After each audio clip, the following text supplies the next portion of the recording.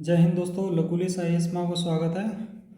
हम UP PCS mains 2025 के लिए जो सामान्य हिंदी का पेपर है उसकी तैयारी यहाँ पे कर रहे हैं।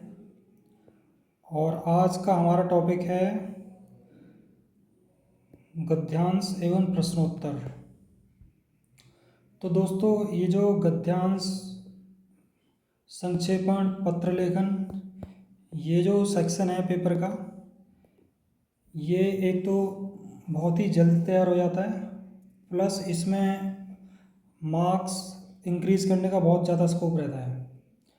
बाकी जो ग्रामर वाला पार्ट है, शब्द ज्ञान है, यहाँ पे आपको बहुत सारा पढ़ना पड़ेगा, तब जाके आपके नंबर बढ़ेंगे। लेकिन इस सेक्शन में अगर आप एक बार बढ़िया से मेहनत कर लोगे तो आपके बहुत अच्छे नंबर आ जाएंगे।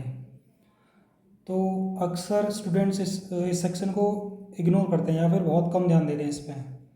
मतलब जनरली लोगों को लगता है कि हम गद्यांश आएगा उसको पढ़ के उत्तर लिख ही देंगे, लेकिन एक्चुअल में ऐसा नहीं होता।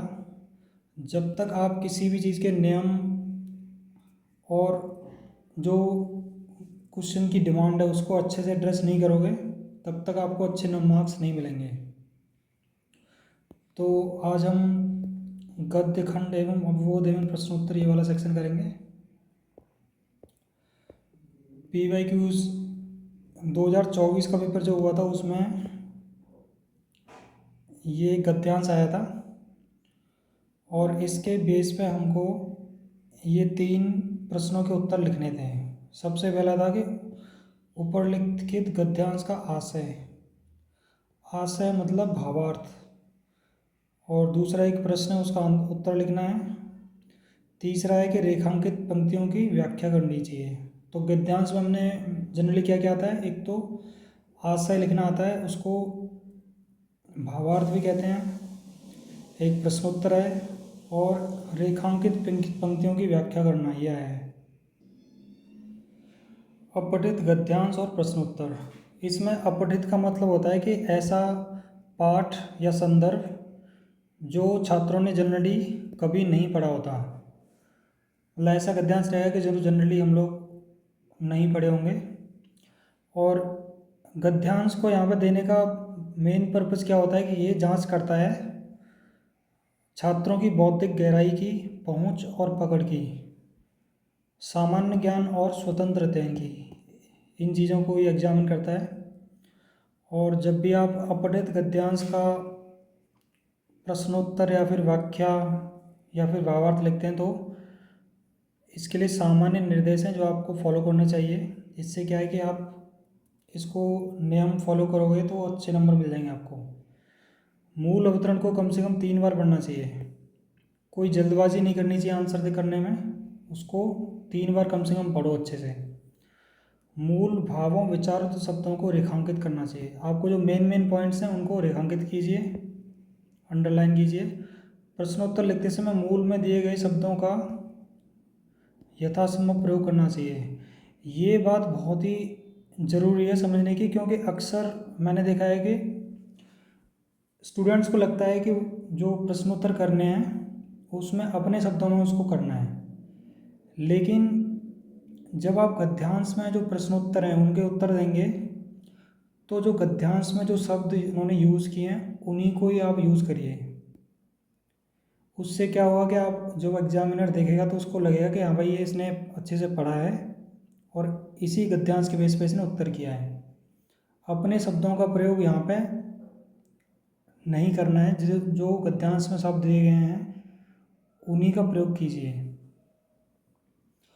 उत्तर सरल और संक्षिप्त होने चाहिए। अपनी ओर से बढ़ा चढ़ाकर लिखना या अतिरिक्त उदाहरण नहीं देना चाहिए। जितना गद्यांश में मैटर है, जितना कंटेंट है, उसी से आपको उत्तर लिखना है। ये नहीं कि आपने बाहर से एग्जाम्पल उसमें रख दिया, कुछ बढ़ा चढ़ा कर बात लिख दी। जितना प्रश्न उतना उत्तर। प्रश्न में जितना पूछा जाए उतना ही आंसर देना है। अब गद्यांश तो इतना बड़ा होता है, लेकिन अक्सर क्या होता है कि छात्र देखते हैं कि इसने तो ये पूछा है, आपने जो नहीं पूछा हुआ 2 पॉइंट और लिख दिए और उसको लग रहा है कि उसको अच्छे नंबर मिल जाएंगे। तो ऐसा नहीं करना है, इससे आपके नंबर कट जाएंगे। जितना पूछा गया है उतना ही लिखो। दूसरा, जब रेखांकित शब्दों के अर्थ पूछे जाएं तो प्रसंग के अनुसार होने चाहिए। मतलब कि जिस जो गद्यांश में रेखांकित शब्दों का अर्थ है, जिस भाव से वो प्रयोग हुए हैं उसी के हिसाब से आपको उत्तर लिखना है। अगर शीर्षक देने को बोला है तो शीर्षक संक्षिप्त और सरल होना चाहिए, और शीर्षक के लिए गद्यांश में से शब्द डायरेक्ट लिए जा सकते हैं। कोई ज़रूरी नहीं है कि आपको अपने शब्दों में शीर्षक लिखना है, सीधे के सीधे गद्यांश के शब्द ले लीजिए। और शीर्षक या तो गद्यांश के पहला पार्ट है उसमें होता है या फिर आखिर में, यहाँ पे जनरली पाया जाता है। मत या विचार, अपना व्यू ओपिनियन तभी देना है जब प्रश्न में पूछा हो, अन्यथा नहीं देना। जितना गद्यांश में लिखा है उतना लिखना है बस। अब एक सवाल आता है गद्यांश के बेस पर उसका भावार्थ या फिर आशय, ये दोनों वर्ड यूज होते हैं, इनका मतलब एक ही है, भावार्थ या आशय। तो भावार्थ की परिभाषा देख लेते हैं।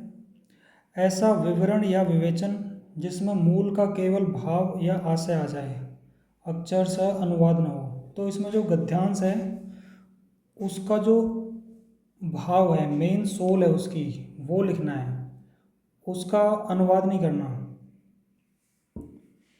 मतलब कि भाई जो गद्यांश में जो मेन पॉइंट है उसका वो क्या कहना चाहता है वो भावार्थ में आना चाहिए। भावार्थ की विधि गागर में सागर भरने की चेष्टा है। मूल अवतरण का कोई भाव या विचार छूटना नहीं चाहिए। देखो उसका भाव लिखते हुए कोई भी जो पॉइंट है, इम्पोर्टेंट पॉइंट गद्यांश में, वो आपको छोड़ना नहीं है, सब कुछ इंक्लूड करना है और उसको छोटा करके लिखना है। इसीलिए इसको बोलते हैं गागर में सागर भरने की चेष्टा।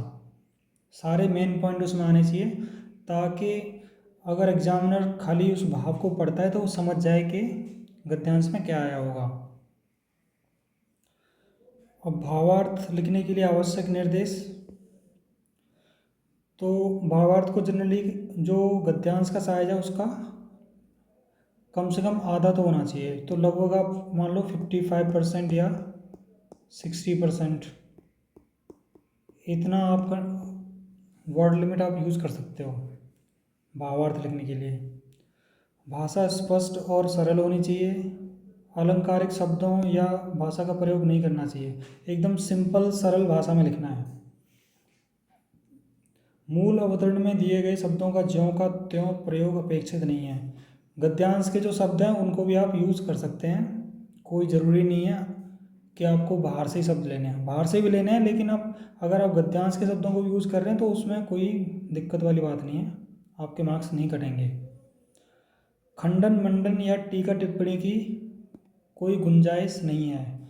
तो दोस्तों जब आपको पता है कि लगभग आधे में हमको भावार्थ लिखना है, भावार्थ आशय, तो यहाँ पे एडिशनल एग्जाम्पल्स, एक्सप्लेनेशन, इसकी यहाँ पे कोई ज़रूरत नहीं है, क्योंकि वो फिर आधे में आएगा नहीं, तो बड़ा और बड़ा हो जाएगा। भावार्थ में भावों का पदान्वय नहीं होना चाहिए। सीक्वेंस, जैसे जो फ्लो गद्यांश में बना हुआ है उसी फ्लो में आपको भावार्थ लिखना है। परीक्षार्थी को अपनी ओर से एक बात भी घटाने या बढ़ाने का अधिकार नहीं है। तो एक तो आपको सारी इम्पोर्टेंट बातें वो इंक्लूड करनी है भावार्थ में, प्लस बाहर से आपको कुछ भी ऐड नहीं करना उसमें कि अपने अपने व्यू पॉइंट उसमें डाल दिए। तो ये सामान्य निर्देश हैं, इनको अगर आप अच्छे से फॉलो करोगे तभी आपको अच्छे नंबर मिलेंगे। और इनको फॉलो करने के लिए आप एग्ज़ाम में जब एग्ज़ाम लिखने बैठोगे तो ये नियम आपको याद रहें, आपके लिखने में ये आ जाएं, उसके लिए आपको चाहिए अभ्यास। तो आप गद्यांश उठाइए और उनके भावार्थ लिखने की कोशिश कीजिए, और जब आपका भावार्थ लिख जाए उसके बाद निर्देशों से उसको कंपेयर कीजिए कि आपने इनमें से कौन सा निर्देश फॉलो किया है और कौन सा छूट गया है और क्या गलत किया है। ऐसे आप प्रैक्टिस करोगे तो धीरे धीरे आपकी राइटिंग में ये सब आ जाएगा और आप अच्छा भावार्थ आप लिख लेंगे। भावार्थ के बाद एक पार्ट में आता है व्याख्या करने को। अक्सर वो शब्दों को या वाक्यांश को रेखांकित कर देंगे और उनकी व्याख्या करने को कहते हैं। तो व्याख्या की परिभाषा देख लेते हैं। व्याख्या किसी भाव या विचार का विस्तार या विवेचन है, ये एक्सप्लेनेशन है। कि जो भी अंडरलाइंड या जिस पार्ट का आपको व्याख्या करने के लिए बोला है उसको और एलैबोरेट करना है, एक्सप्लेन करना है। इसमें परीक्षार्थी को अपने अध्ययन, मनन और चिंतन के प्रदर्शन की पूरी स्वतंत्रता रहती है।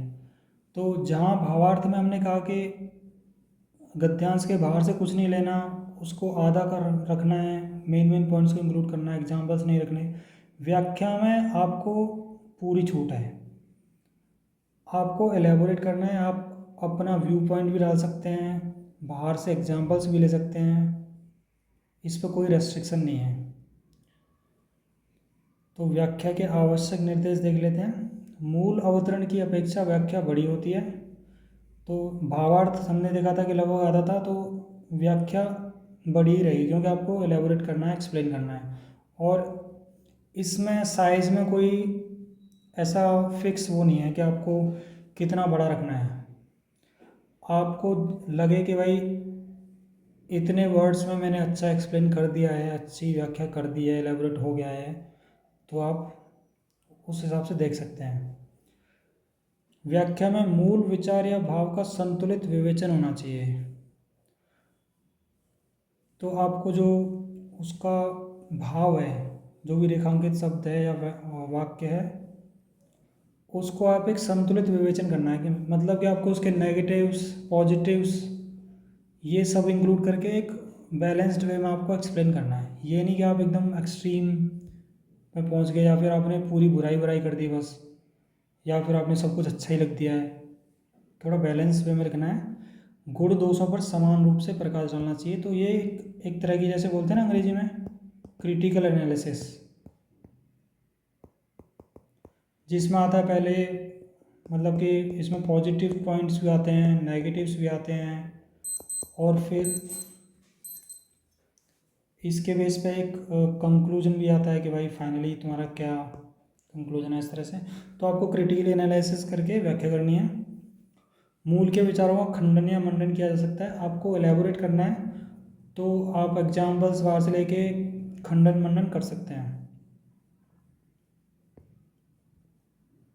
तो दोस्तों ये हमारा गद्यांश, अपठित गद्यांश वाला पार्ट यहाँ पर ख़त्म होता है।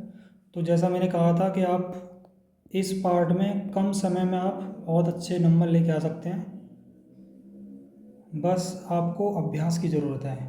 आप 8-10 गद्यांश लेके उनके भावार्थ, व्याख्या, प्रश्नोत्तर की प्रैक्टिस करेंगे तो ये आपके दिमाग में आराम से बैठ जाएगा। बस आपको ये ध्यान रखना है कि जो सामान्य निर्देश हैं, जो रूल्स हैं, वो आपको स्ट्रिक्टली फॉलो करने हैं। जब आप ये रूल्स फॉलो करोगे तभी आपको नंबर मिलेंगे अच्छे। अपने मन से लिखोगे तो आपको मार्क्स नहीं मिलेंगे।